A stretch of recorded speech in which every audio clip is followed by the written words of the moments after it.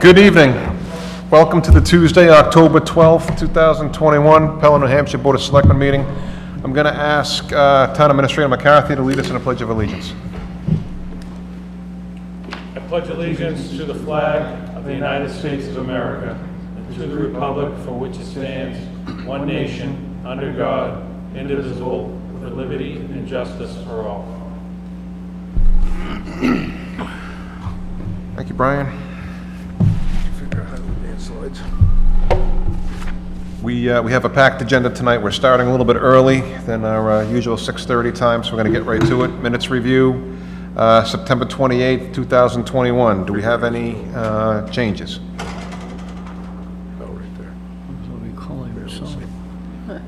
Any changes for the September 28th, 2021 minutes? Seeing none, I'll take a motion to approve. There you go.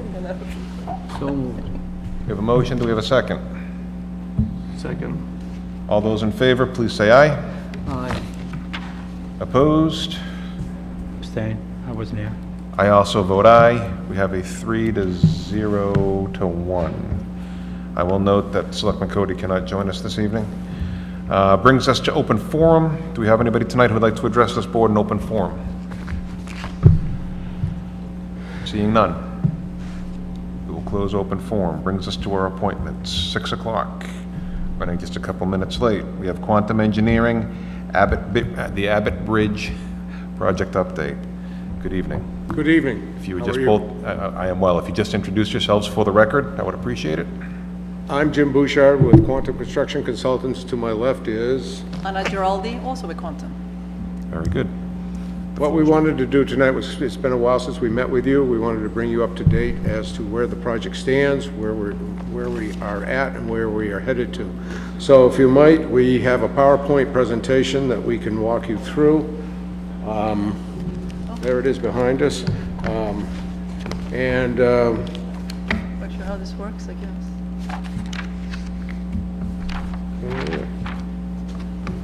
Okay. Well, we're having technical difficulty down here on how to make advance the slides, so. Oh, Oh, there we go. got it, there we go. Okay. Go ahead. Oh, so yeah, quick presentation. So we are a civil and structural engineering firm in Concord, and we specialize on municipal bridges. And we have done several of this, kind of similar to this project right here. We only work with the DOT Bridge Aid. We don't contract directly with the DOT, so this is our specialty. This is what we focus on. And one of the reasons I believe you brought us in on this project, we were also the ones that worked with you on Willow Street, so. The project is funded through the Bureau of Planning and Community Assistance at the DOT. As you can see before you, there's the bridge number, the bridge DOT project number. As under the DOT process for state bridge aid, it is funded 80% by the DOT, 20% by the town of Pelham. That's all the costs for the project, total project. And currently this project is programmed within the DOT for construction in their fiscal years 2022 and 23. That begins, the money becomes available for construction in July 1st, 2021. So we're getting, we are in that period right now and moving forward. So what is the fiscal year run, July to June? Yes. July 1 to June 30th. It does make it interesting sometimes as consultants when you have a federal highway working from September to October, towns either on the calendar or half year, so it does. But anyway, what is being proposed is a relief structure to the existing bridge. The existing bridge is a historic arch bridge, so Anna's design team has come up with a relief structure. Yeah, and it will be a precast, pre-stressed slabs, and placed on cast-in-place concrete abutments. 48-foot span. That span is somewhat limited by the topography and the terrain out there, but it does allow us to pass the water required. And this is a plan and a profile, and if you, so you can actually see this is quite. So this is the old arches, and this is the new one. So you can see it's quite a bit of water area that we are adding. And so here is the old arch, and on Beaver. And The Beaver Brook, in Beaver Brook, and then we have the proposed weir where the water will come in under the new relief structure. The existing arches, based on the hydraulics we've done, essentially cannot handle anything above a 10-year storm, even less than that. So hence the flooding that has occurred over the years, most recently 2006 was a major one. yeah, so the water basically, we have had meetings with the New Hampshire Department of Environmental Services, and what they requested was that the water, all the flows, like the 2-year storm, will go in the ordinary, in the arch here. So you will, most of the time you will see the water going here. And then when you have a larger storm, like they call it the Q2.33, so a little bit more than a 2-year storm, then it will go over the berm and in here. Okay, Selectman Vigi, your question. So I can see it clearly on the map, but just for people at home, the arch bridge is gonna stay the same, and we're gonna create a new bridge on... Next to it. Next to it, so Correct. the water can flow. So the arch bridge is gonna Yeah, still remain as is. the arch bridge will stay, Yep.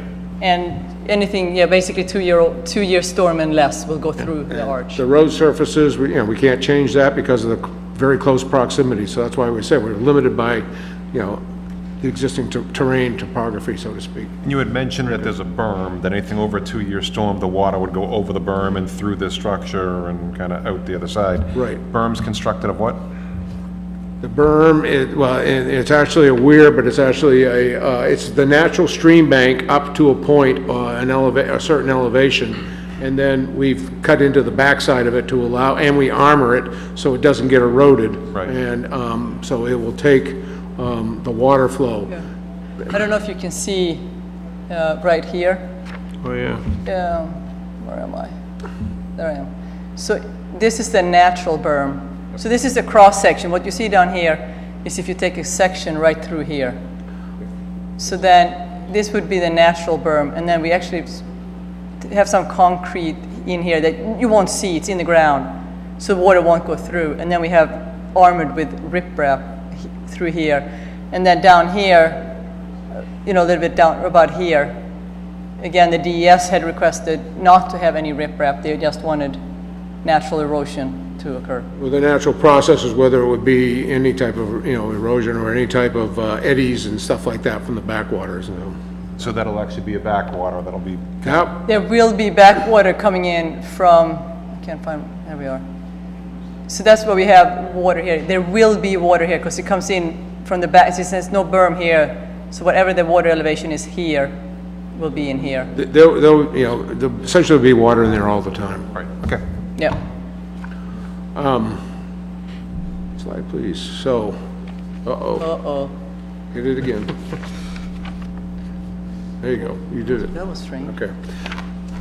What we've been doing is been dealing with numerous agencies, the DES Wetlands, the New Hampshire Historical Bureau, Division of Historical Resources, and this is sort of a summary of where we are at right now as required. We definitely know, we've said that we need a standard dredge and fill wetlands permit, and that kicked in, and then we have the DES shoreline.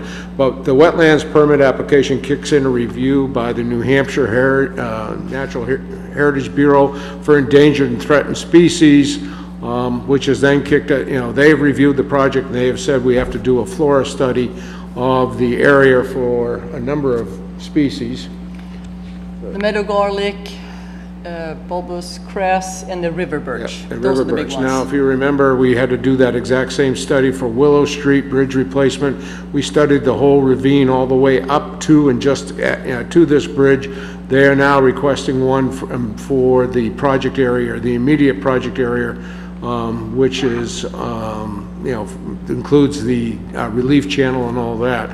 Additionally, we know the bridge is historical, but the Division of Historical Resources is also interested in a parcel, and we'll be doing No, that. go ahead and finish, Sean. All right. Then we have to, so they're requesting what they call an individual inventory form be done on the parcel 29,721, because because of the age of the structure, and so we're going to have to reach out to the preservation company and have that done. Brian? So just a question came out about what makes it a historical bridge. When did it get declared a historical bridge, and just a little bit of information, if you could, why we really can't touch it. Part of it under the Division of Historical Resources, anything prior to 1945 becomes historical. That just automatically kicks it in, and that's a study. The other aspect is the construction type of it. Yeah, I think this is the oldest double arch in New Hampshire. So this, I think, in 2016 when we did this, when we did a request to the Division of Historical Resources, that's when they looked into it, and that's when they declared it historical. Because it's... So that just makes it a little more complex. Makes it a little more complex, but if we were doing a lot of work on the bridge, it would be more complex. But what we're doing for the existing bridge is we're looking at doing some repointing of it. We know there's some missing chink stones, and so part of the program that we're doing for the relief includes that, but that kicks them into it, Division of Historical Resources. They get brought in anyway under a wetlands permit. There is a requirement under the wetlands permit application that to prepare a request for project review and submit it to the Division of Historical Resources, and so they get brought in that way. So.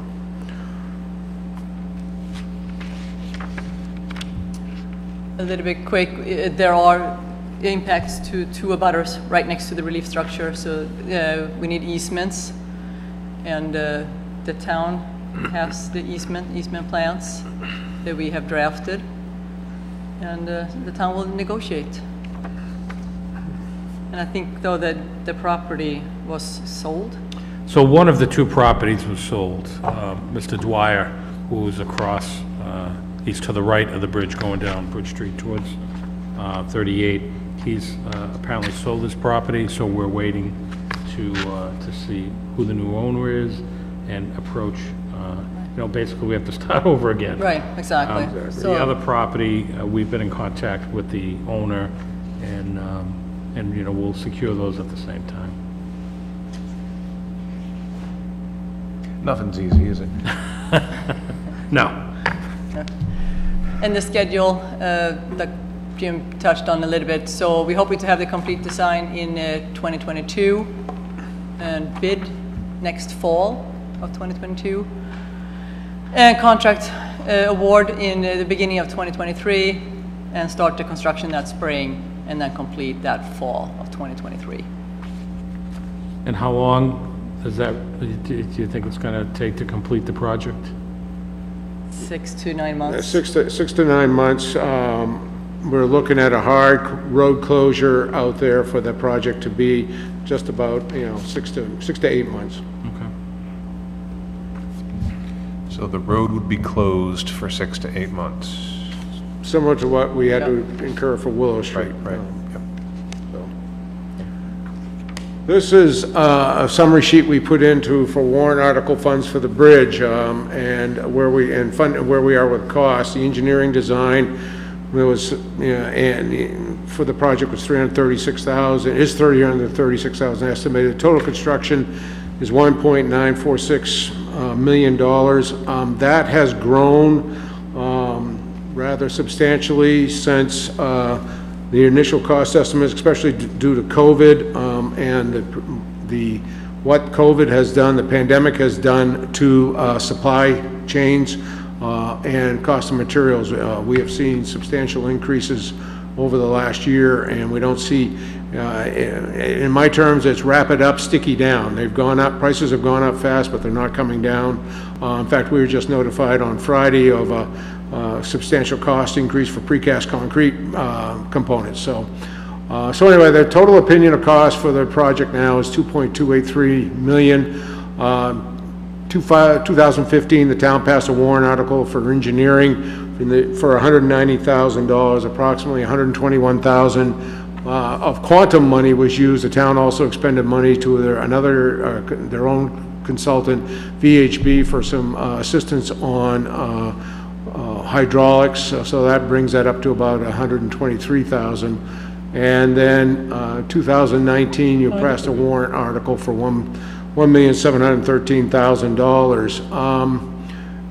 As you can see, the project's $2,283,000. We have basically 101,713,000. So we're looking at, a shortfall right now around 449,000 plus additional, as I mentioned, for VHB, so about 450. So we're recommending that the town consider doing a warrant article in 2022 to raise the funds available and funds needed to do the project in the neighborhood of $500,000. And why we're recommending a $50,000 increase is, as I said, on Friday we got a call from a supplier for precast bridge decks saying, I have to, my concrete's gone up, I'm going to raise my prices up substantially. We're currently seeing through the DOT pricing right now, prices for concrete, the concrete that goes into footings for bridges is now at a cost that is equivalent to what we used to pour, what we used to carry for bridge decks, which is reinforced bridge deck. It's just,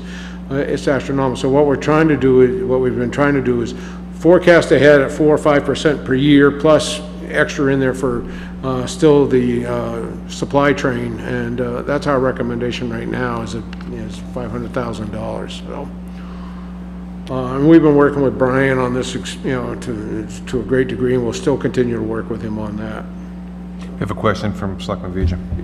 So in the whole scheme of things, if the warrant article doesn't pass in the state's 10-year project schedule, and we lose footing in our place, or we lose place in our schedule, where does that set us back? What it could do to you is quite potentially, you could be moved back to 2033, 2034, because they have a dire need for the money, and they'll just take it and use it someplace else. They're treating it as, we're not gonna just let you go back a year. Most times they say, you basically have to go to the end of the chain. And that so- right now is 2033. And so to my point is, if we don't raise this $500,000 now, 10 years from now, we could be looking at $1 million increase. Without a doubt, it'd be at least $1 million. Okay, thank you. Other questions from the board? That sort of brings us to our presentation. We try to keep it, relatively quick and go from there. So when you say cast in place, is that one piece that you kind of bring in and you drop in, or do you build the structure and pour the cement and kind of? You build it right there. That's when you see the contractor would build the formwork right there, put the rebars in, and then the trucks come in and they Pour the pour it right concrete, there. yeah. That's cast in place. The precast, which would be the The slab, yeah, that would okay. be you need the crane come in and they place them. Okay. Yeah. Mr. Line? Just one comment to realize that we won't see the surface of that bridge addition. It's going to be under the asphalt. Yes, it will not be an exposed concrete surface. No.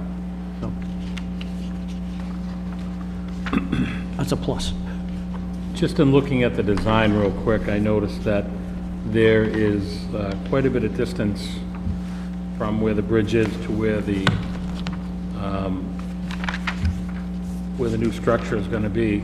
Is there a reason for that, Jim? That is as close as we can have it. Because on this, if you,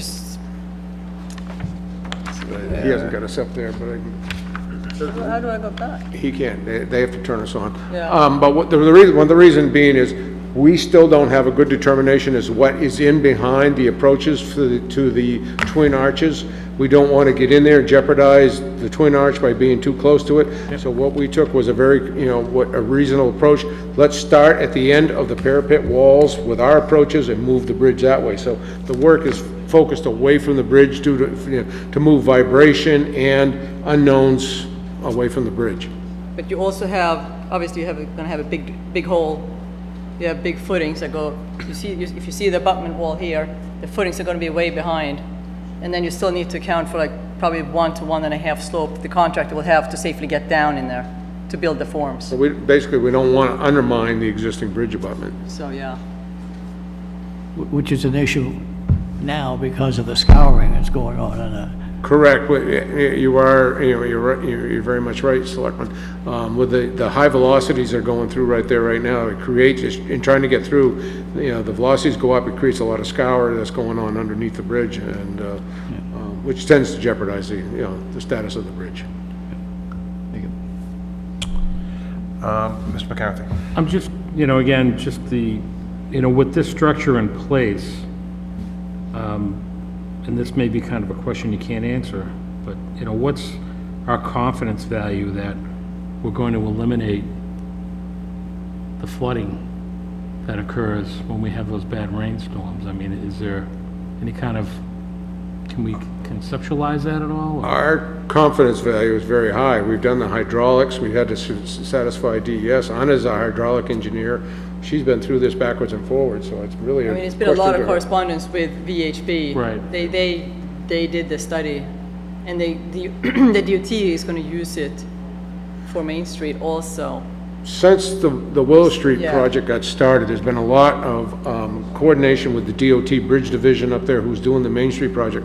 And VHB went through and did the whole study for the Riverines, set the waterway openings for Willow Street, this bridge, and recommended one for Main Street that the DOT is utilizing for their design at Main Street.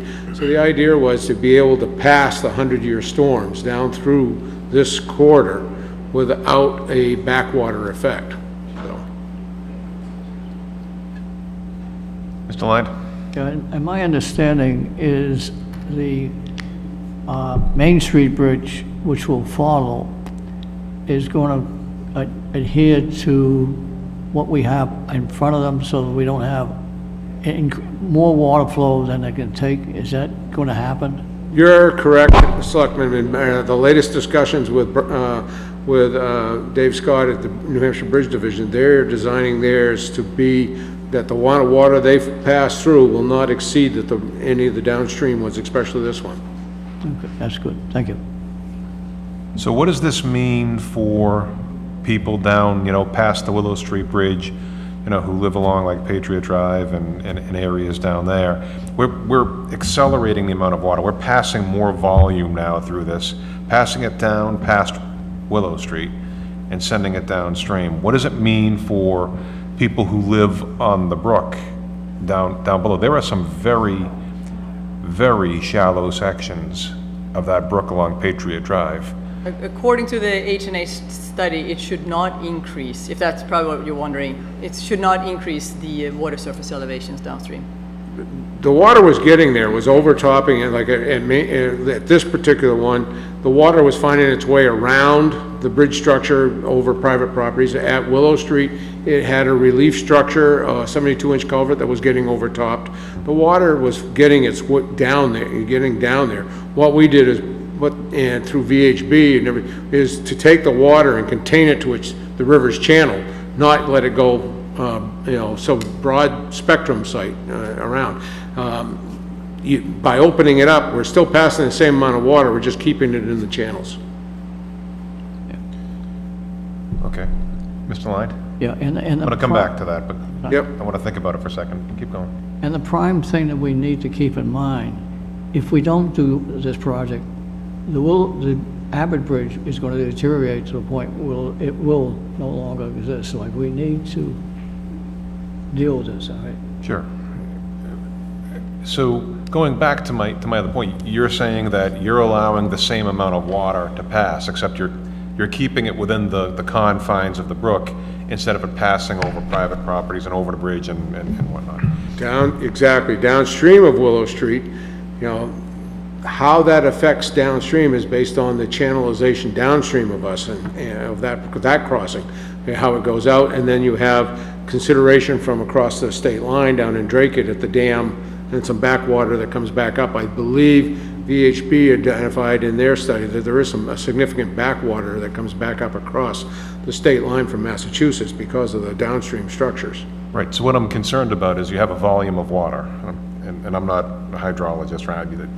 I'm getting out of my lane very quickly here, but my concern is that you have a volume of water that's moving, and now you give it a very streamlined, open way to go, and you're passing that water faster, as opposed to it kind of going around and kind of going over private property.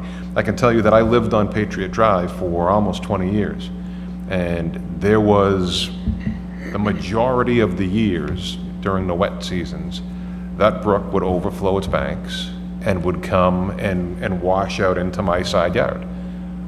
There was a lot of years that happened. So my concern is that if we're accelerating the water moving through like that, is that problem going to be exacerbated for the people who still live down there? The water is not accelerating, actually, the water velocities are going down.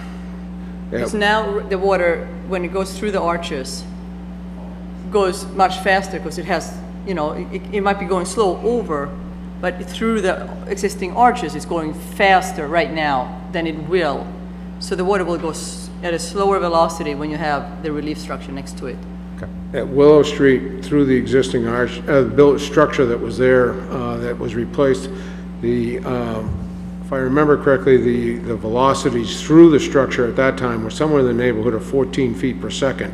Now, under the new structure, it's in the neighborhood of 3 to 4 feet per second. So it's still the same volume of water, it's just slowed down, it's within the channels. You know, Spread it out. you know, it's now here, it's not spread out exactly, Selectman, and, what we've done is we're gonna make Bridge Street and what we did with at Willow Street, we're not making them dams, they basically served as dams, holding some water back up until it found another low point to go around and go down. So, it's just keeping it in and a little more controlled. All right. Mr. McCarthy? And just for our viewers at home, this structure, there's not going to be any sidewalks, there's not going to be anything like that attached to or going around anything. There's really no point in having a sidewalk, so you can't put a sidewalk on Abbott Bridge. Yep. So you would have to end, so, yeah, no sidewalk. Brian, weren't we looking at a project with Mr. Gowan about a sidewalk, a Yes. walkway that sort It of was more crossed? of a bridge above. Yeah, it was like a the- pedestrian walkway. That was a TAP grant, and I don't remember exactly what the acronym stood for, but we did not get that grant. Okay, So that's off. But they had talked about a project of continuing the sidewalks past the cemetery to a bridge, to a pedestrian bridge that was actually behind Abbott, closer to Walgreens. So the path would veer away from the bridge and go inward, I don't know, I think 100 feet or so, and then there'd be the bridge, and then the path but we would come didn't get back it, up. so it's... We didn't get it, no. All right. But I just, again, wanted to just get it out there. There's no pedestrian bridges, there's no paths, there's no sidewalks being added in this project. Any concerns for things like snow removal or anything like that? I mean, we're creating a... No, I don't think it's any more challenging than it already is, for our trucks to go through there. They just have to be cognizant of, the main concern is obviously the Abbott Bridge. Right. So no, I don't think that there's any additional challenges. Other than potential fishermen that might think that might be a good spot to fish. Water, yeah. But, Okay. Other questions from the board?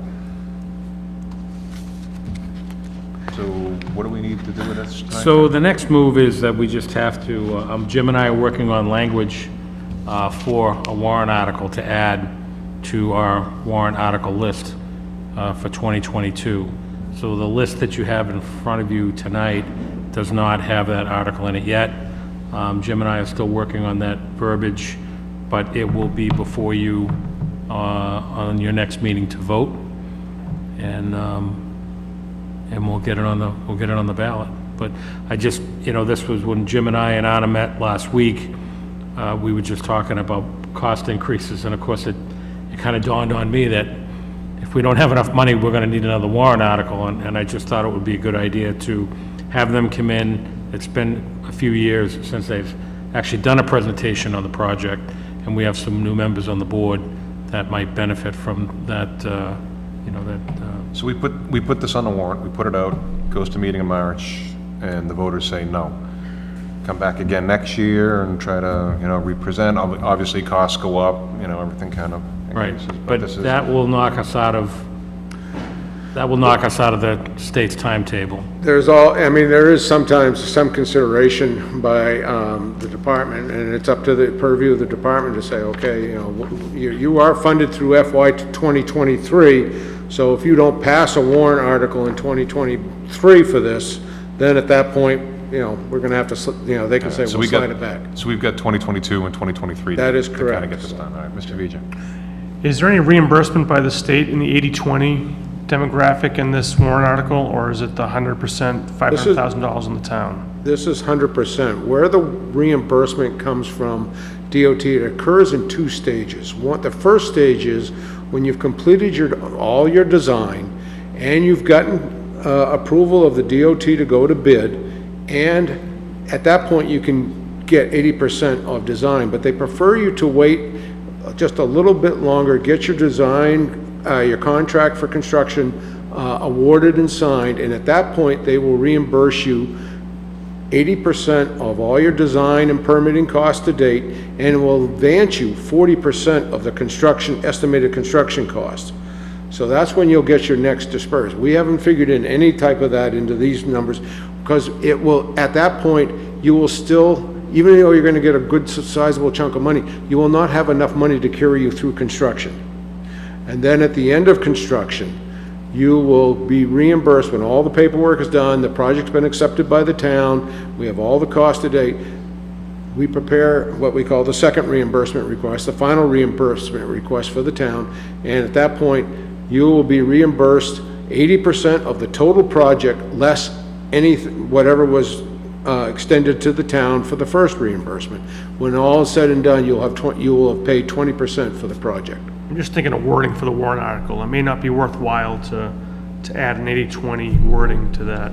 No, I think it's just, simply put, I think it's just going to be an explanation of as a result of the pandemic. Addition to the total project. Right, it's the- Of which consists of an 80/20 something or other, or Correct. whatever. Yeah. Along that line, Selectman, that's true. That's what, DR typically recommends that at least some wording being shown that the town will be reimbursed 80% by DOT eventually, at some point. Of the total project, right. Right. We'll have to get creative, but yeah.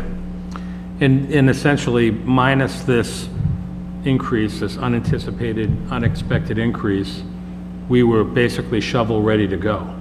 We had all our funding secured, You did. and so we were ready to go. And we did a lot of pre-planning with the warrant articles, years ago, to make sure that we did secure all the funding that we needed so that we wouldn't be in this predicament. But And that is correct, Brian. When we started with the engineering study and we finished this, we looked at construction costs then, and based on those, and what we use is the DOT's weighted average unit prices, and then we forecast based on a 3% per year inflation to get us to 2022, 23. We just didn't factor in exactly what was going to happen in the last a year and a half. Other questions or comments from the board? Do you have anything else? Just wanted to bring you up to date, say hi, and let you know we're still working on the project. Thank you. Fantastic. Appreciate it. I think we got our work cut out for us. Thank you very much for your time. Thank you. Thank you. Have a good evening. Same to you folks.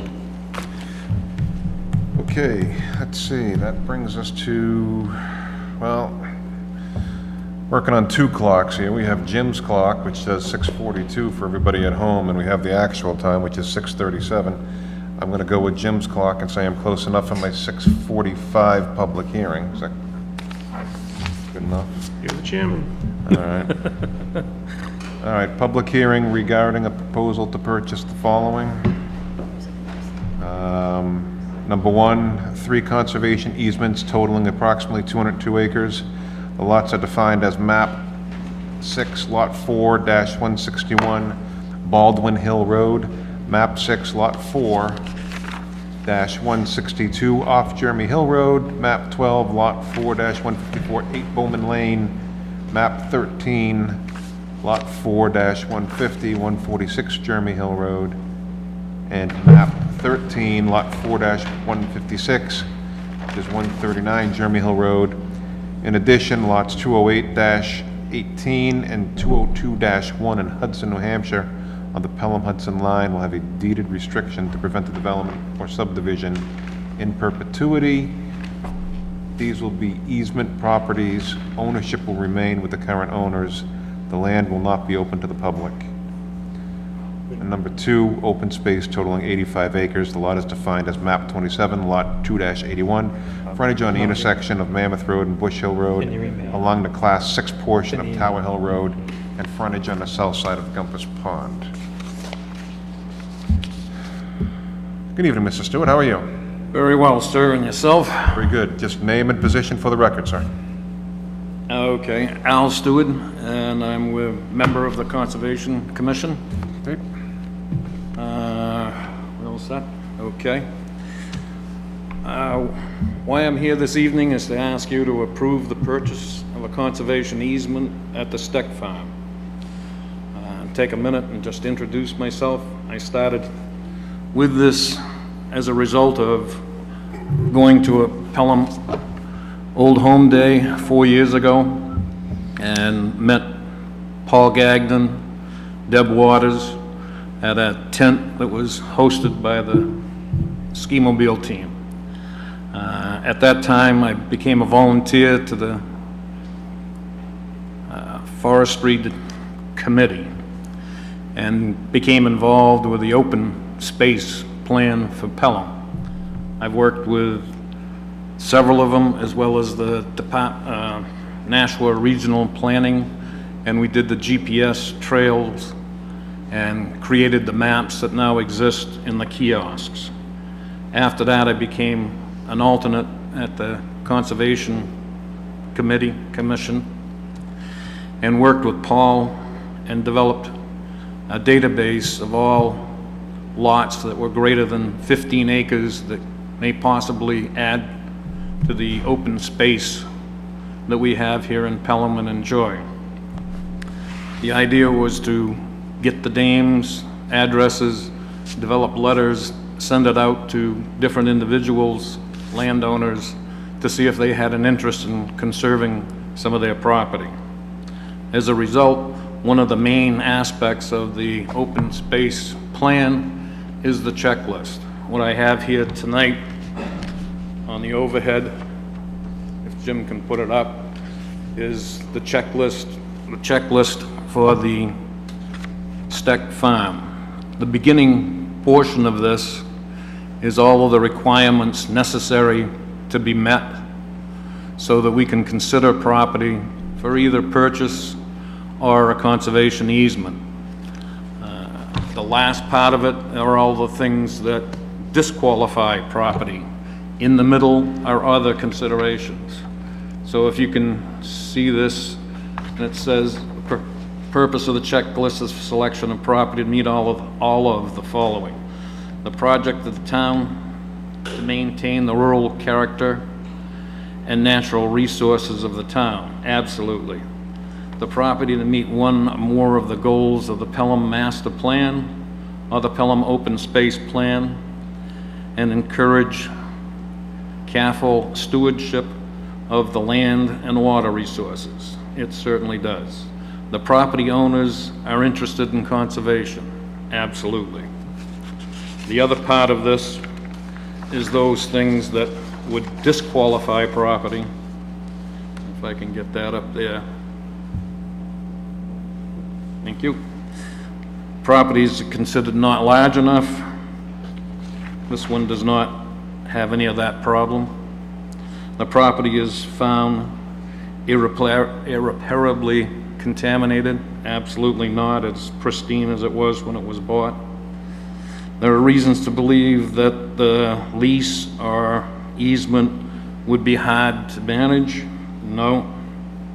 The landowner is insisting on provisions for the Conservation Commission.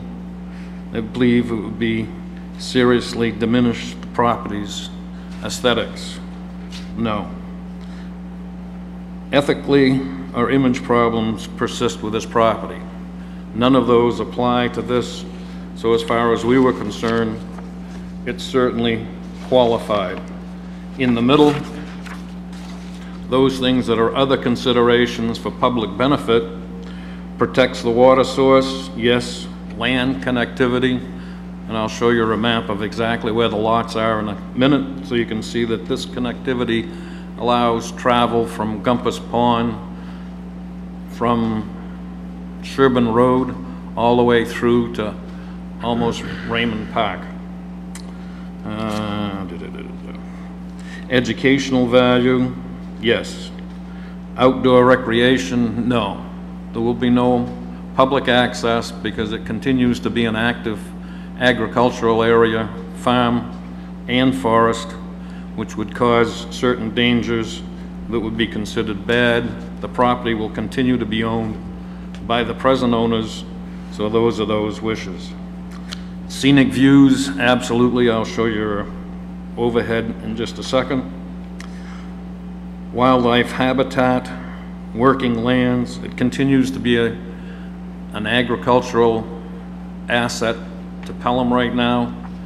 It was actually originally purchased in 1907 by the great-grandfather and has been passed from generation to generation ever since. Reduces housing units. And it's under concern about conversion. Yes, this property is ideal. It's high, does not have any water problems. It is uplands. It could be easily converted into 200-plus house lots, and I'll get into some of those a little bit later. It is also a #1 priority. In the open space plan, we divided Pelham into 3 zones: Priority 1, Priority 2, and Priority 3. If you can just bring that back up, Jim. The property itself consists of 7 parcels that are identified on the tax map. 5 of those parcels are in Pelham, 2 are in Hudson. The 2 in Hudson consists of 33 acres. The 5 in Pelham consists of 210 acres, making the total parcel size of 243 acres. As you can see, in green on the map is Raymond Park above, and below is the Hudson Conservation Area. If you look right in here, you can see that there is some more Hudson Conservation land that connects directly. The power line is on the right side that passes from Hudson into Pelham, which also improves connectivity for wildlife. One of the areas while we were surveying the property, this is an aerial view of a drone, from a drone, above the airstrip, showing the barns that we'll be talking about a little bit on the right, and Paul's house on the left. The fields are there.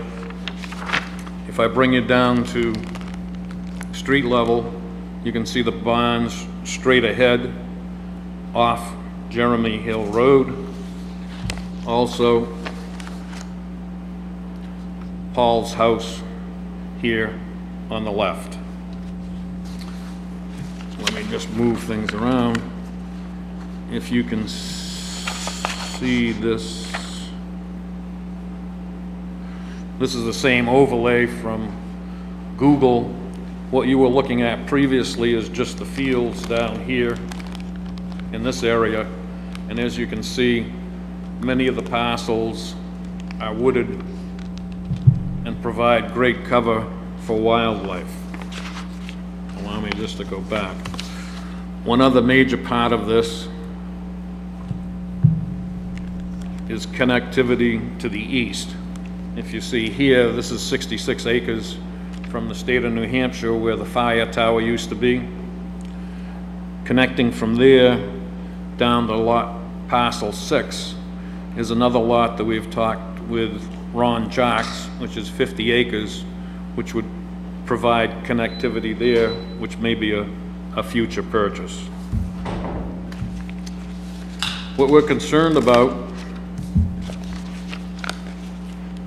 is that we don't turn it into something that looks like this and results in something that looks like this. So those things that are important to us, we're bringing forward. We've worked with the Stecks for the last 2 years. During that time, we found that they were not interested in selling the property. However, they would like to maintain the agricultural legacy that they have and go forward. I sat for many sessions with Linda and discussed what a conservation easement was. Conservation easement being a process by which we buy the development rights of the property so that it would not turn into a subdivision. In November, I met with Linda and Paul and David, and we were able to come to an agreement that we would do the appraisal of the entire property.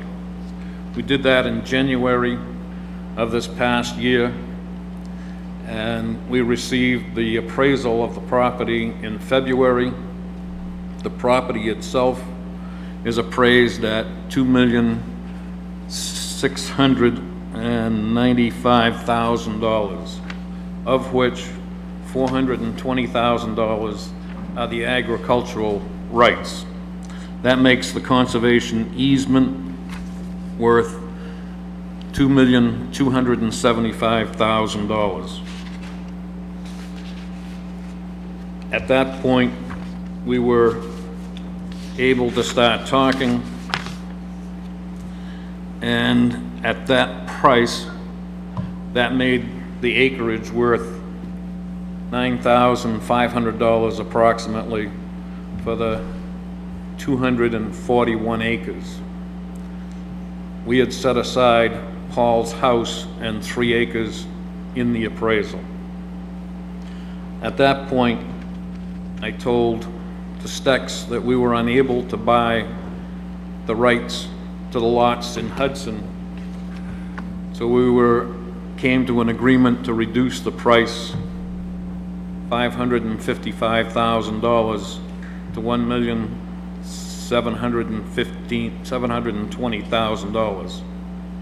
That brought the average price of an acre down to about $8,500. Subsequently, in further discussions, as we went through making the conservation easement, we used the framework of the Smith property conservation easement that Pelham had bought a few years earlier. That, as we walked through it, Paul came up with the opportunity for Pelham that we would also restrict the development rights of the parcels in Hudson so that no subdivisions or residential structures could be made there. This added another 33 acres to the conservation possibilities. And let me just show that.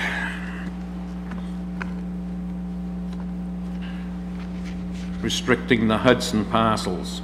And what he has done is he has allowed Pelham to be responsible for enforcing these restrictions, just as the conservation easement on all the parcels that are in Pelham. Taking into consideration these acres as well as the acres that are in Pelham, you would end up putting 241 acres into conservation with an average price of $7,100.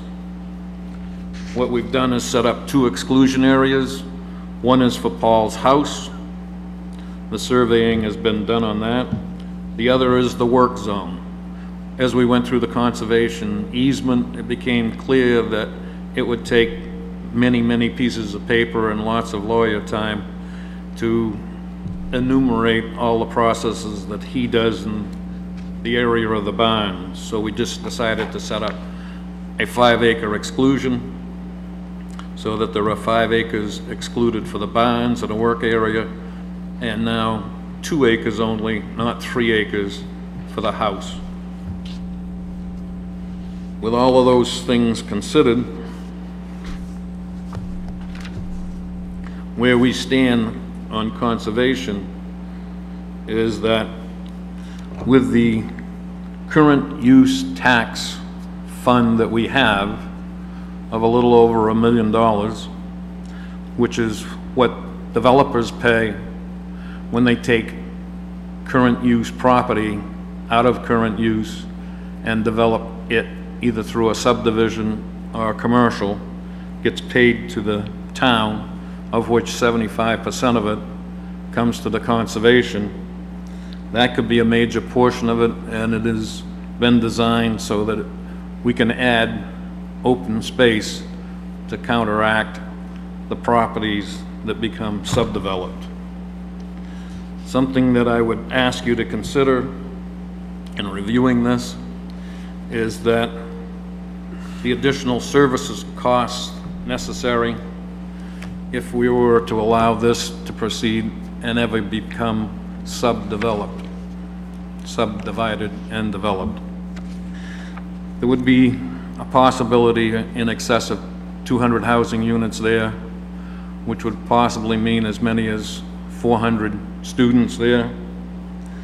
The impact that would be on the fire, police, schools, and the administration for additional services necessary to administer that, as well as the highway department, would far exceed the cost of the conservation easement. These are the reasons that we hope you will consider it in a positive way and allow conservation to purchase the conservation easement on the Steck Farm. Questions from the board? I should have read at the beginning of this, notice of public hearing, legal notice. Notice is hereby given in accordance with RSA 36A. The Pelham Board of Selectmen will hold 2 public hearings on Tuesday, October 12th, 2021, that's this evening, and Tuesday, October 26th, 2021, at 6:45 PM here at Sherburne Hall regarding these parcels. So it has been properly noticed. Any questions from the board, comments? I believe we have to open it up to the public because it is a public hearing. Is that correct, Doug? Yep. All right, I'll open up the public hearing portion of this. Is there anybody that would like to speak on this particular parcel? Please come forward and identify yourself for the record, sir.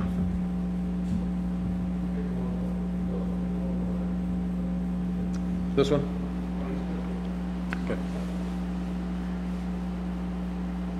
Good evening, Board. Good evening. My name is Wayne Morris. I actually live in Wyndham. And I've been in discussion several years with Paul. I know Paul very well, Paul Gagnon. And we talked about this property, and he was saying that obviously tonight's the public hearing on this. I'm coming from the angle of scenic area. I used to, my wife and I used to rent in Little Island Pond in the late 70s, and we would often go up to Jeremy Hill, the fire tower, and always passing by this beautiful, beautiful farm. And we still do. I take my convertible out at this point and take a drive up Bowman Lane and just kind of park at the right at the top of the field, and just watch, that property. I mean, it is absolutely gorgeous. You are so fortunate to be able to, put a conservation easement on this, if that's what you decide to do. But I just thought I'd, offer to Paul that I would come in support of it, because again, like I said, it's not often that you're able to, especially in southern New Hampshire, come and have the opportunity to purchase or put a conservation easement on this type of property. And I think, as Al said, I can attest from living in Wyndham. I was on the Conservation Commission. I'm on the Conservation Commission. I used to be on the Planning Board. And definitely that would turn into 200 homes easily. It's all high and dry, and it's a wonderful opportunity for Pelham. And I just, like I said, I just thought I'd come and support for the conservation easement of it. Thank you so much. Thank you.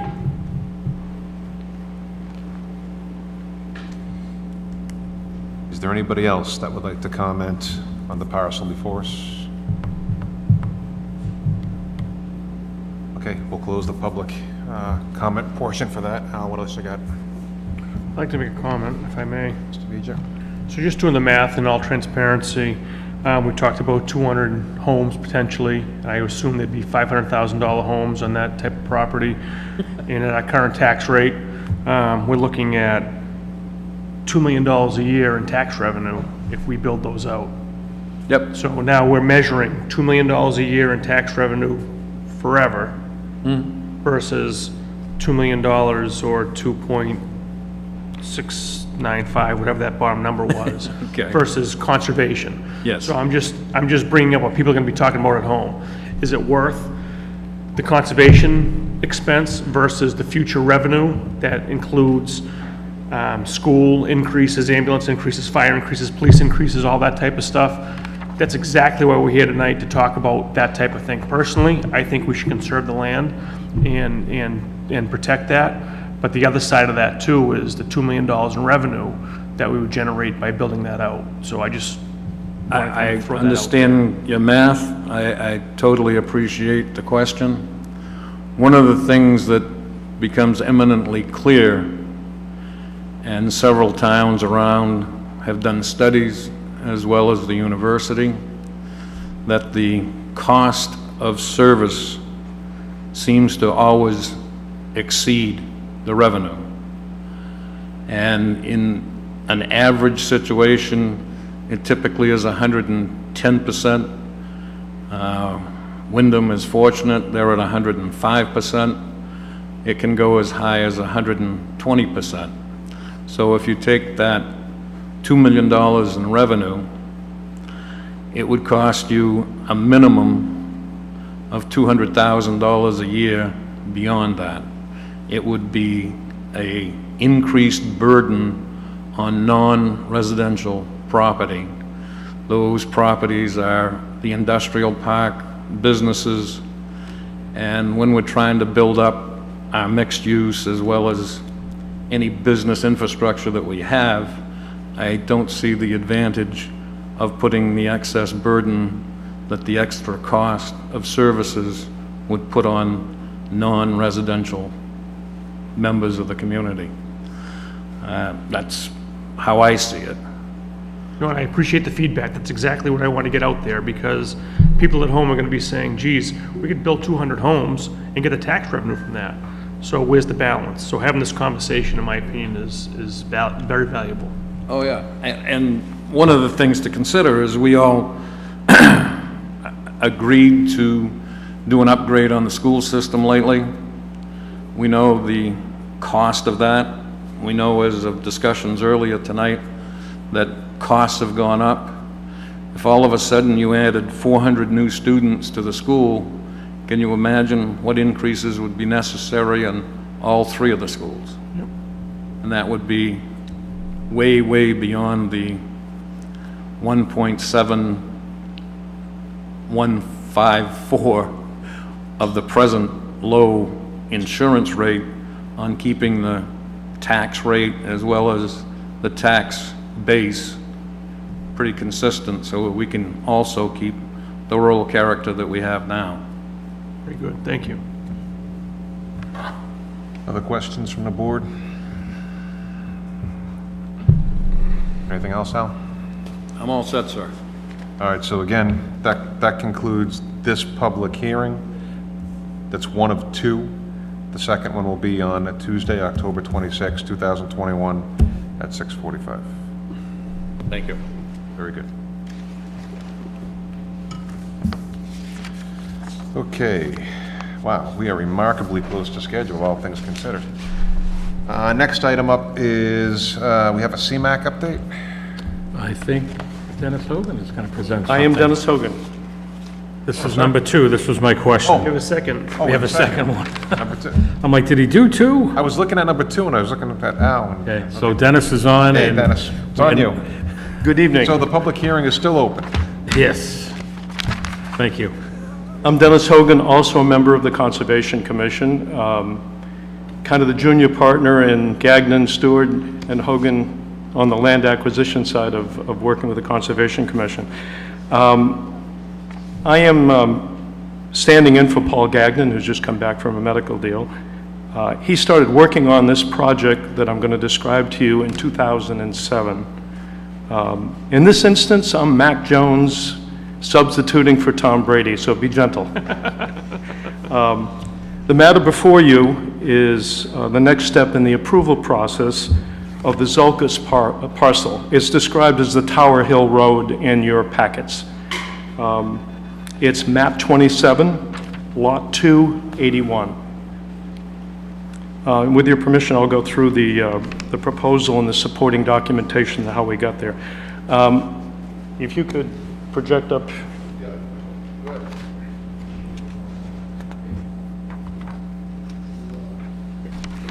On the bigger map that I left over here, there's a big blue arrow that points to where this parcel shows up. I might, as an aside, mention that all the green space that shows up on the open space map is land that's currently under protection. It's a little over 2,400 acres, and with the projects that are under consideration in final stages, it'll end up being somewhere over 2,800 acres being protected. Let me just give you a reference point. As you see the squiggly lines to the right-hand side, that is a proposed subdivision, 2 acres, that's going to be taken off of the 87 acres that make up this parcel. And you'll see what looks like a driveway going up. That is a cell phone tower that's a 5.3 acre parcel that will again come off of it, and I'll explain that a bit more in a second. So we propose to pay $655,000 for 85 acres. It's approximately $7,700 an acre. The original parcel is 87 acres. As I mentioned, 2 acres of that is going to be subdivided off for a single-family dwelling or duplex that borders on Bush Hill Road and Mammoth Road, and also Lot 81-3, which is the 5.3 acres that's currently in use as a cell phone tower. As part of this arrangement, the cell phone tower, when it's no longer being used as a cell phone tower, will revert back to the town for no additional cost beyond the $655 that we mentioned. So the simple math is it's 87 acres original parcel, 2 acres taken off for the subdivision for a net of 85. So process-wise, the original purchase and sale agreement was signed in November of 2020. There was a Conservation Commission public hearing and subsequent approval in December of 2020. Herbert and Associates this past winter, the winter of 2020, went out and did a survey to mark off the 2 acre subdivision and the cell phone lot, and discovered that it was, instead of a 63 or 65 net 63 parcel, that it was an 85 net 83. So the purchase and sale agreement was amended. It was signed in September, and the planning board has approved the subdivision of the 2 acre to go back to the current landholder. I now call your attention to the checklist that Al Stewart referenced in the previous. As you look at the checklist at the top, this is magnificent property. It's all wooded acreage except for a small meadow. It fits the master plan on more than one goal. The current owners, who are longtime residents of Pelham, are also interested in conservation, as we are. It clearly protects, as we get down into the benefits of the checklist, it protects water resources. Land continuity, we already have open space in that general area going up to Gumpus Pond. We'll in fact be able to connect to trails that are currently in that area. Educational value for forest management. Scenic views are outstanding. I've walked these trails myself personally on a number of occasions. It protects an enormous amount of wildlife that's in that particular area.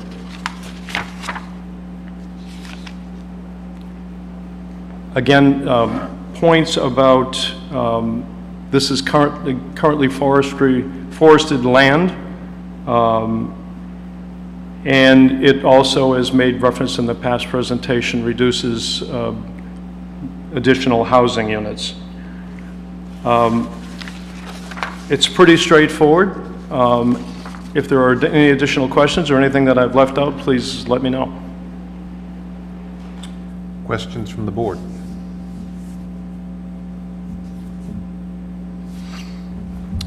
Again, it's a public hearing, so if you're okay, we can open it up to public Absolutely. comment. All right, if there's anybody from the public who'd like to comment on this particular parcel, please come forward. Name and address for the record, sir. How you doing? Bob Lamro, 28 Blueberry Circle. I chased Charlie for many years on this piece of property. I'm glad that it's finally coming in front of us. One of the comments I wanted to make, which was I mean, it's a great piece of property. It's right up our alley. It's exactly what we were doing from the beginning of time. The question that the vice chair had on the tax part of it is something that I wanted to make a comment to. Is, you know, there's a huge negative impact that I learned when I was on the master plan. Now, that negative impact I don't have with me. I don't have the memory of it, but we are getting the master plan going again. I will definitely make sure that I have that negative impact to prove to everybody that there's a huge negative impact for every house that's built. I wish I had the number. I know that at one time it was $12,000 a student. It's probably $14,000 a student now. You could plug those numbers into this. If I plug those numbers into this, it would become pretty idiot-proof. It's kind of why the millions started a long time ago and got established. So, you know, the net results of permanently retiring building permits is it just runs forever. Some people believe that you need the tax impact, but you don't. We just have to get that National Regional Planning Commission or whoever we end up getting to do the master plan come up with these numbers again. So I just want to make sure that the people at home, that the public realize that there's a huge disadvantage to developing it. Other than that, you know, it's a great piece of property. These guys did their homework. It's a great price. And I urge you guys to vote in favor of it. And that's about it. Thank you. Thank you. Anybody else from the public who'd like to comment on this parcel of land?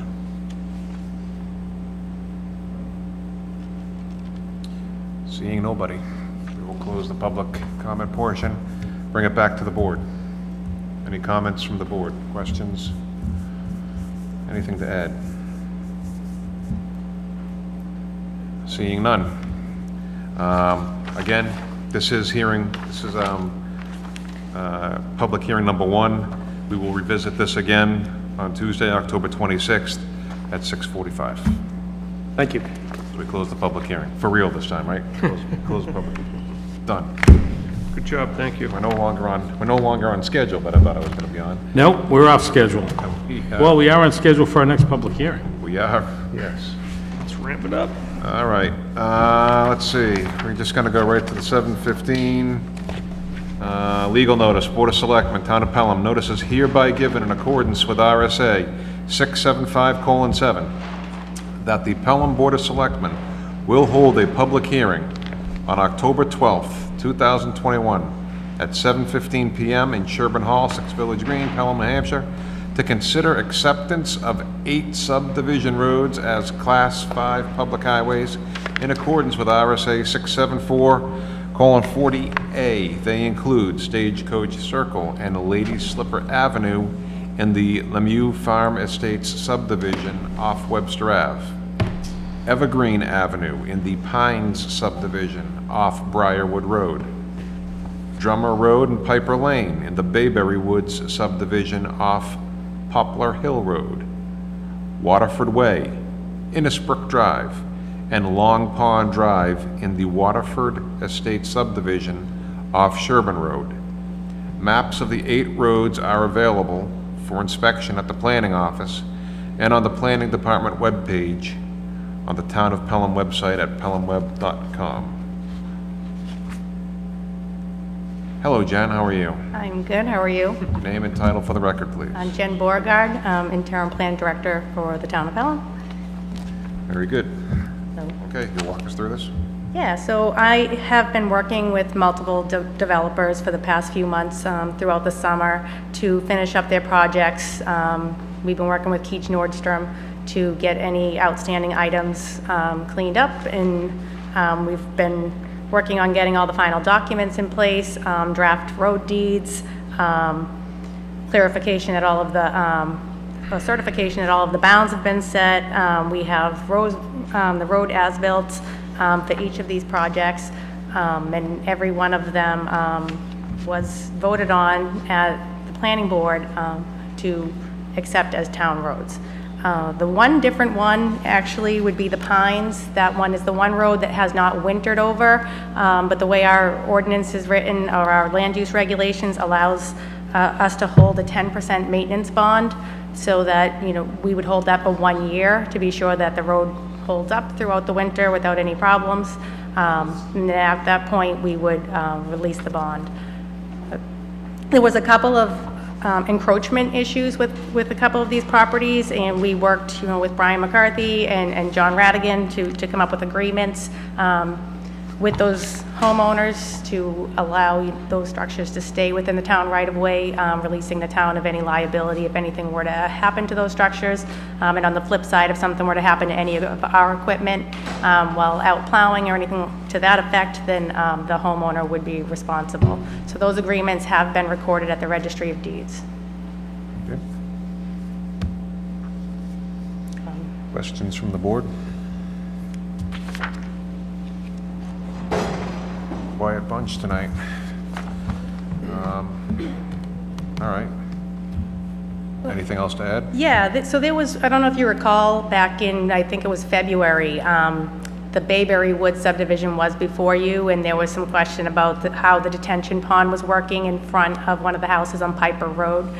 We did meet with that homeowner recently with Jeff Quirk from Keach, who confirmed that, you know, they put in a second pond to help take any of the overflow and send it down under the road across the street to another detention pond.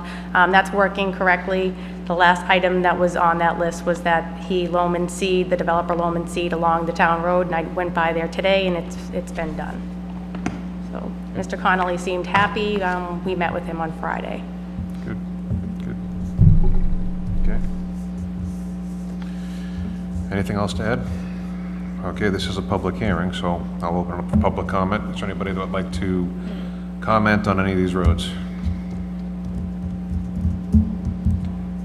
Seeing none, we will close the public comment portion of the hearing, bring it back to the board. So what do you want to do? Do we do it like one road at a time? You could do one road at a time, or you could do them all as, The only thing I want to make sure we capture is the 10% kind of holdback on the Pines, right? So, the Yeah, maintenance holdback, yeah. Yep.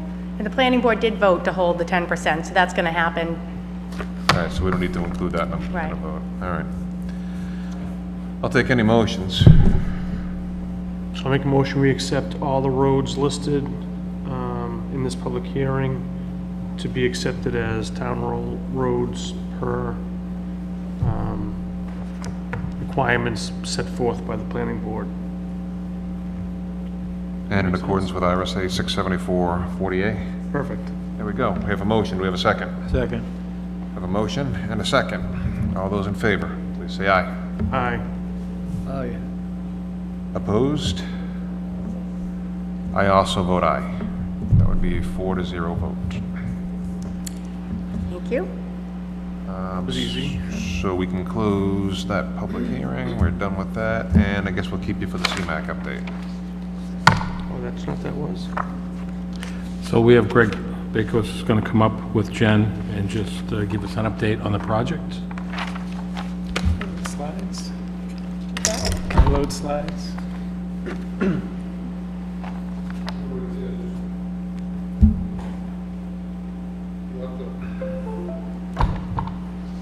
already a PowerPoint plan on it, so just start yours up as a PowerPoint.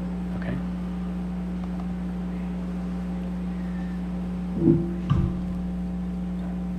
Got a second, that should disappear. Yours should pop up, so just choose slideshow and begin slideshow. All right, there you go. Fuzzy. If you could just introduce yourself, Greg? I'm sorry. There's only one chairman. Do you want this? No, thank you. Name and position for the record, please, sir. Yeah, Greg Backus with VHB, the consulting firm working on this project. Okay. Can we just have the acronym, what it means? Yes, Vanas Hangen Bruslin. It's an engineering consulting firm. No, I'm sorry, for CMAC. Oh, CMAC. Yes. It's congestion mitigation and air quality. CMAC is the federal source of funds for this project. Thank you. Okay. You have a deck that you're going to walk us through? Okay, thank you. Oh, no, go right ahead. So I'm here really to provide an update on the project. There have been some significant developments recently that we want to bring the town up to date on and just give you an overall view of where we're at.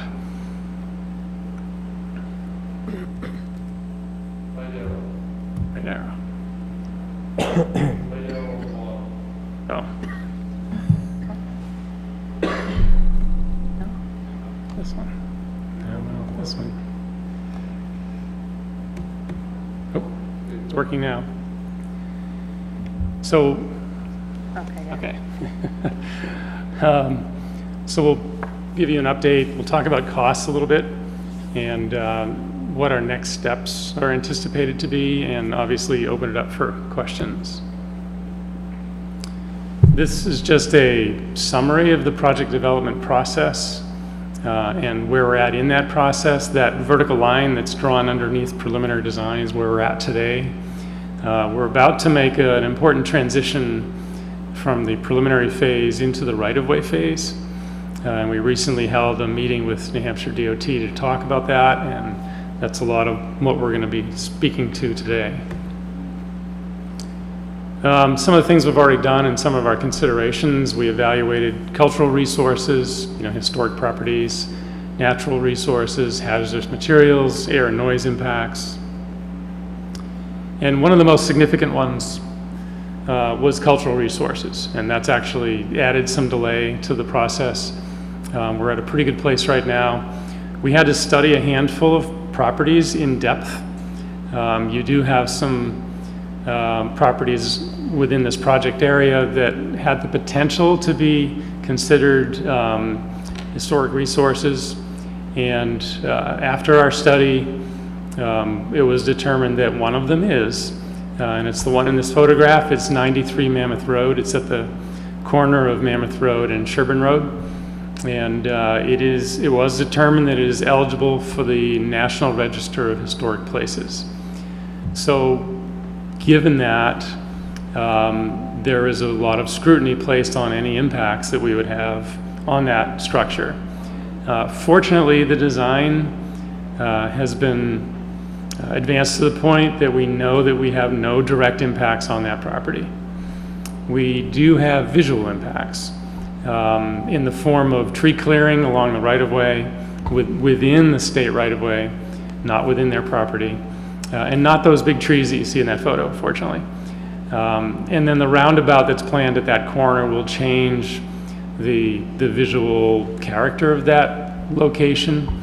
But we have submitted documentation to the Division of Historic Resources stating that we believe the impacts are de minimis and that visual impacts are not really contributing to the historic character of the property. So we're waiting for a response on that. Assuming they agree with us, we'll be prepared to wrap up the historic evaluation phase of the project and move on. So it's a big milestone, and we hope to be done with that, could be within weeks.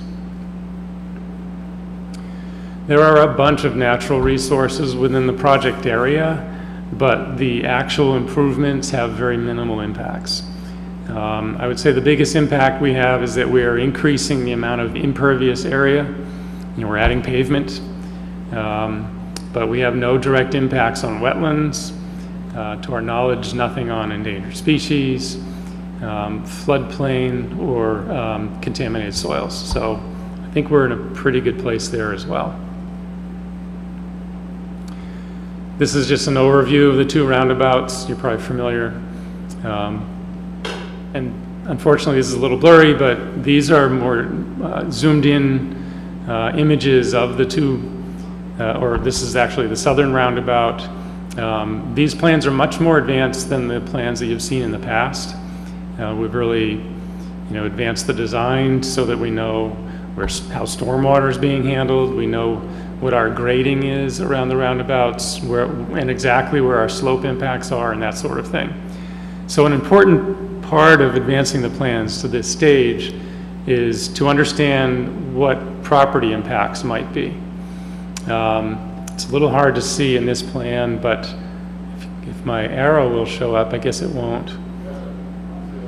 It's there. And I don't see it. Yep, he's bringing a pointer out. Hang on. Okay. I just wanted to point out where the property impacts are and where the right-of-way will be adjusted.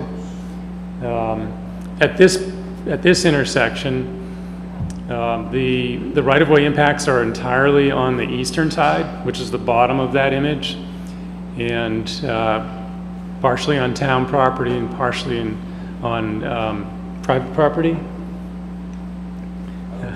Okay, don't worry about it. I can just describe through this. So there's a drainage easement that's needed, and there's an actual adjustment of the right-of-way right in the vicinity of the roundabout itself. So that's really the only impact there. The Marsh Road intersection, by contrast, has a fair amount of right-of-way impact.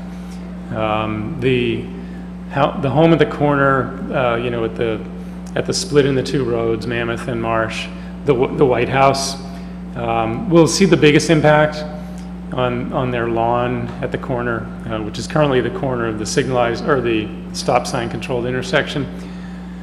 And they do have a septic system and leaching field in that corner, which we're very well aware of, but we've determined that replacement of that system will be possible without any real experienced harm to them. And the access will be provided still to that home, so it's mainly eliminating part of their property at the corner. There are a few other impacts. To the west side, there's impact on area that is currently non-buildable anyway. And then on the east and south side, there are very slight impacts along their frontages. So I bring all this up, I bring the right-of-way all up because the next step for us is to hold one-on-one meetings with the property owners, and I will attend those meetings with plans, and would like to start arranging those soon, and just so that the abutters understand what's happening, and so we get a read on their temperature and how they feel about it. They will all be told that they are entitled to just compensation. There's federal money involved. We have to go through a very formal process to compensate them. We will be hiring approved appraisers to do appraisals, and then we also have to hire a second round of appraisers to check those appraisals. And New Hampshire DOT will be involved in that process. They'll be reviewing everything. So the intent is that they won't be harmed by the project. They will be made whole financially as part of the project. So we cannot talk about compensation yet until DOT gives us the green light that preliminary design and the environmental process has been completed, but we expect that to be happening in early 22. So the other thing that's important to note is that much of the project is on state right-of-way. And if, in fact, if it occurs that we need to do eminent domain to make these acquisitions, the town is not able to do that on behalf of the state. So the state would get involved to actually run the right-of-way process for the parcels that are adjacent to the state's right-of-way. So understanding that this intersection appears to be more complicated, oh, thank you. This intersection appears to be more complicated from a right-of-way perspective than the southern intersection, which has really minimal impacts. Through discussions with the state, we believe that in early '22, we're going to break this into two projects. They're going to take two separate tracks from a timing perspective. The southern intersection, we expect to be able to advance through final design, minimal right-of-way and permitting by this time next year so that we can go out to bid at this time next year for the southern intersection. The northern intersection, because of the right-of-way process being more protracted, probably won't make a fall '22 advertisement. It will probably get pushed into '23. So we don't know exactly when until we get through that right-of-way process. But I think the state actually thought about this, splitting the projects, and they were very supportive of that. There's a lot of logic to that. And we also felt that it would probably make sense to build them in 2 different years anyway.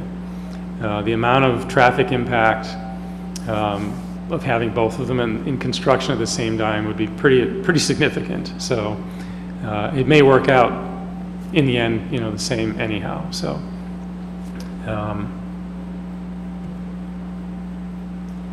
I've already kind of walked through the right-of-way process.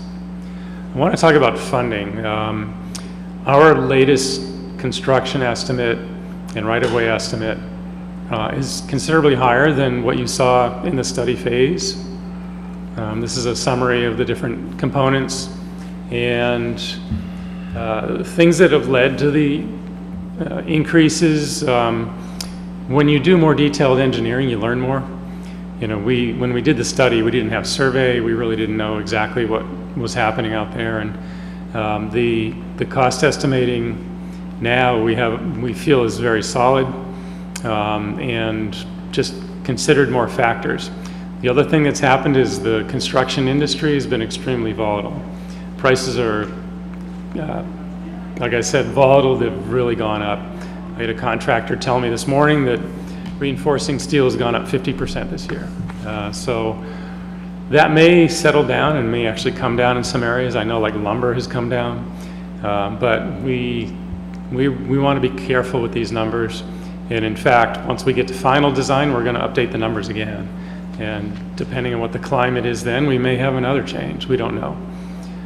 So anyway, this is a summary of the estimate as it stands today. And that does include the right-of-way phase, which I bumped up a little bit because with DOT's involvement, they actually will charge some of their time to the project. This is the schedule we just talked about. Can I ask a question Yes. if we move from that last slide? So where's the discrepancy in the dollar amount come from? Who's responsible for that increase? So, I'm sorry, I'm glad I didn't mention that. When we had this discussion with the state recently, there's a good possibility that they will be able to increase the amount of CMAQ funding. That it won't necessarily come all, on the town's shoulders. I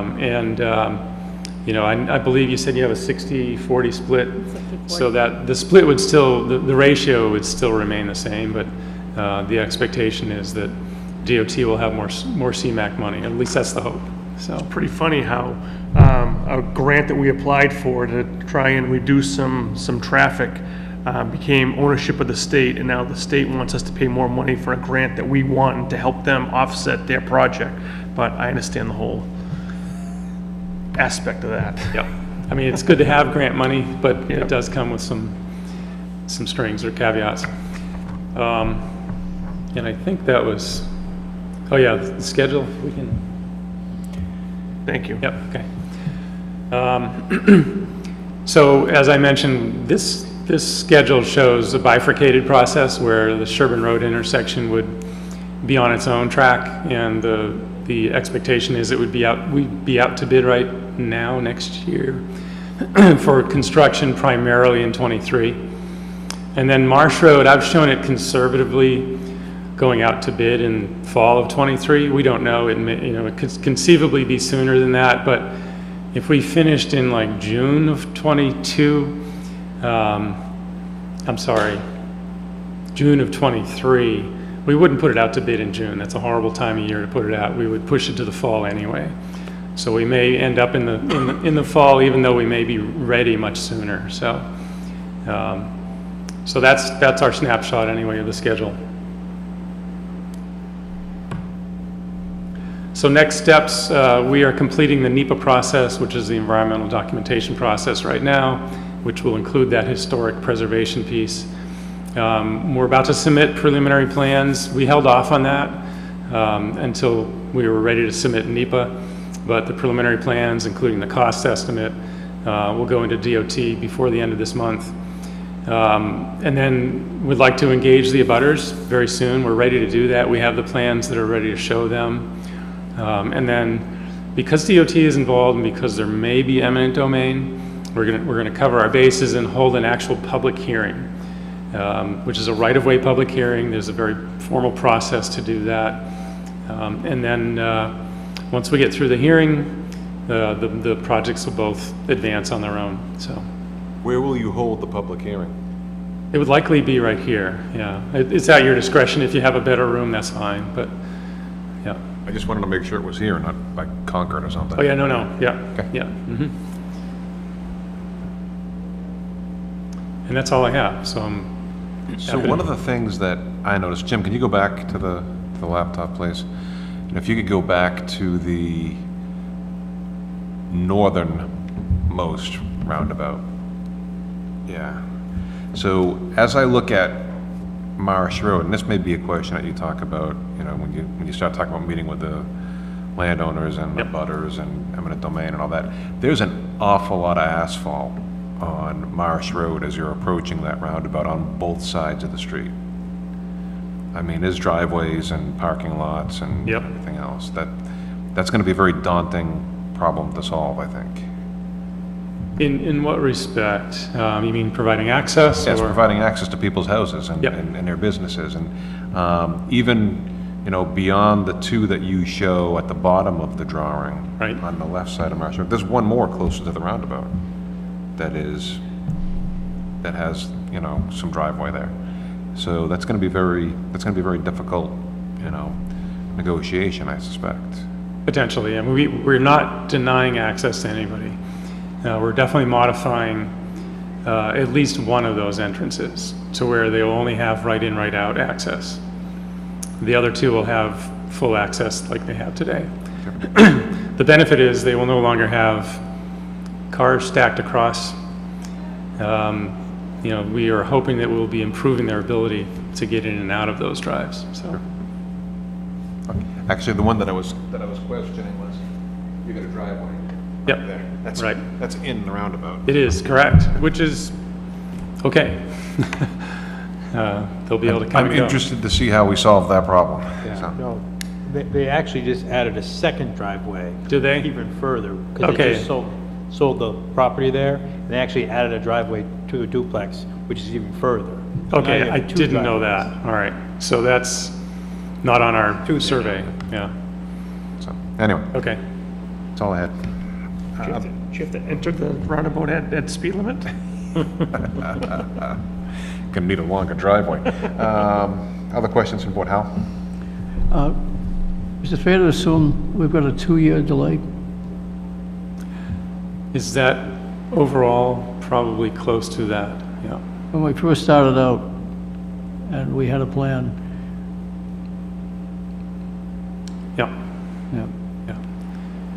I would say the historic process was the main culprit for, Is it done? it's essentially done, like I said, I think we submitted what we think is the last significant piece of documentation recently, so, and we're just waiting on feedback that they agree with our determinations, so, Okay. Thank you. yep. Mr. McCarthy? Just of note, we are anxiously awaiting information from Congressman Custer's office. Apparently, her office forwarded this project for federal infrastructure funds, and it's our understanding that we're on the threshold of receiving $1.2 million from that infrastructure bill for this project. Jen and I called, what, about 2 weeks ago-ish? Just to get an update, and we still have not, they said they hadn't gone to vote yet, but Right. they were optimistic that that was going to happen. So certainly, that's a shot in the arm, although it's a 2-year delay. We may end up with another $1.2 million, so I'd say that's a pretty good wash, you know, and that will certainly help our portion of the project with respect to our contribution. So once we hear from them, I'll let the board know, but I'm told it scored very high for reimbursement. It's a much-needed project, so I could see why. Yep. Other questions, comments from the board? Seeing none, thank you very much. Thank you. Yep. Thank you very much. Good evening. Okay, that brings us to the end of our appointments and on to our one discussion item, the draft of the town warrant review. Brian, you'll walk us through this? So I just gave you a printed, updated version of our draft articles. It's even color-coded. It is. I like colors. So essentially, I'll just go through them quickly. Our Articles 1 I'm still awaiting some information from our town clerk as to what the terms are for those offices. Article 2 and 3, we're waiting to see what comes out of the planning department, planning board with respect to 2 articles on zoning. Jen is pretty confident that there will be at least 2. So Article 2 and 3 are unchanged. Article 4 is our town budget. That's in the process of being reviewed by the Budget Committee. Compensated absence is unchanged, and I do have a number for you, Mr. Beeger, from our finance director as to what our liability is. Thank you. I'll get you that. And Article 7, 8, 9, 10, 11 are all conservation. Those are all unchanged, and they've been reviewed by the Conservation Committee Chair. Article 12 for the forestry, that's still up in the air. I spoke with Attorney Radigan about this a couple of weeks ago as to whether or not this actually can happen, and I spoke with him again tonight before the meeting. He's still awaiting a phone call from the state as to whether or not this article can actually come to fruition. And then 13 from the forestry is unchanged, and then I added Article 14, which was the elderly exemption based on the presentation by our Assistant Assessor, Sue Snide. So that is the language that she forwarded and discussed at our last meeting. Article 15 will be the Abbott Bridge article, which will consist of a $500,000 expenditure. One thing, just while they were doing their presentation, and it kind of popped into my head, if the board would consider writing an article to take this out of the unassigned fund balance so that it minimizes any tax impact. Something to think about. Which article was that? 15, the Abbott Bridge article. Yep. Sure. And language to be determined. Jim and I are working on that. Article 16. I'm sorry, that's not forestry, that's fire department. It's for a forestry vehicle, you were close. Yeah, I missed the last word. So that's from Chief Midgley for the, shall the town vote to raise and appropriate the sum of $190,000 for the purchase and equipping of a forest firefighting vehicle. This vehicle will replace a 2005 forestry vehicle currently in the department. And he submitted another article which for right now is numbered 17, ambulance replacement account increase. Apparently, he needs to adjust some of the funding on how that account gets funded. Shall the town vote to increase the annual contribution to the ambulance replacement revolving fund from $60,000 to $75,000 to be funded from the ambulance fees collected in each calendar year. This fund was established in 2005 pursuant to RSA 3195H. These funds are held by the treasurers and may only be expended with a town vote approval for the replacement or major refurbishment of an ambulance. So that's from Chief Midgley, and the last article, 18 right now could be, unless we get another one, that's the citizens petition. So that is the update. My plan is to have this to you for our next meeting to vote. They are due to the Budget Committee on November 4th. So when they get to you, they will be fully vetted from Town Council, and language will be all adjusted. If you have any concerns, questions, please reach out to me. Again, my plan is to have this ready for you guys at our next meeting to vote and forward to the Budget Committee. 2 weeks from tonight? 2 weeks from tonight. Can I ask a question? Brian, could you, if you could perhaps word the warrant article for the bridge? Yep. 2 different ways, one as a regular warrant article and one as a... Sure. Take it out of the fund balance, Yep. then the wording's right and we can decide. Yep, absolutely. Thank you. Other questions or comments? Mr. Line? First of all, I used to have all the money articles up front, and I think it's here and there. That's, Well, I think by statute, the zoning and planning have to go I first. understand those, but, after that, then we have the other stuff. Yeah. Just a comment. So typically, what happened, this is obviously a draft form.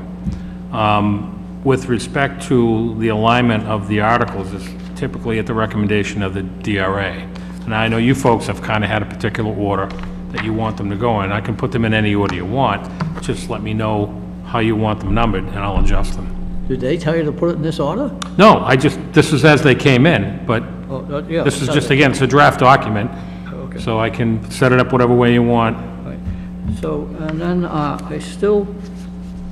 gotta go back to the forestry thing, number 12. And I still don't understand that warrant article.